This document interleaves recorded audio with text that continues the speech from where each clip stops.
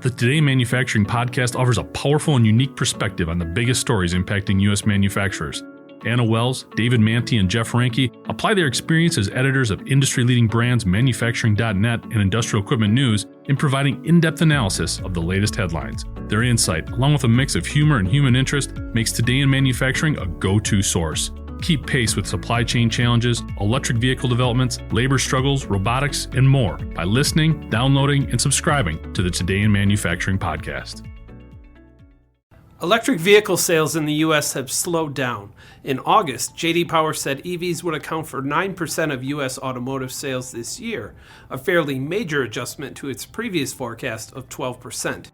It's a market reality that's forcing large automakers like Ford and Toyota to adjust their plans. It's also forcing smaller EV makers like Lordstown and Fisker to throw in the towel altogether. And in Fisker's case, it looks like it got out as fast as it could. In June, Fisker filed for bankruptcy protection and shortly after filed a legal motion to get out of the lease at its former headquarters in California. That potential arrangement could be in jeopardy now based on a new filing spotted by TechCrunch, in which Fisker's landlord, Shamrock, describes the state of the company's abandoned headquarters as, quote, complete disarray. Shamrock arranged to retake possession of the premises due to past acts of vandalism, theft, and damage related to the homeless breaking in and attempting to set up residence. When Shamrock representative Tony Lenzini went to inspect the property, he found a scene that led him to believe the building had been, quote, ransacked. Personal property and office supplies were scattered throughout the property. Large amounts of potentially hazardous chemicals had been left behind.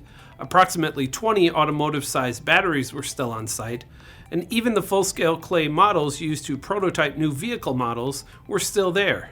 Pictures taken by Shamrock show a chaotic scene, littered with office equipment, furniture, appliances, papers, boxes, pictures, cabinets, compressed gas bottles, pallets, car parts, cabling, and a, quote, large metal frame of some sort.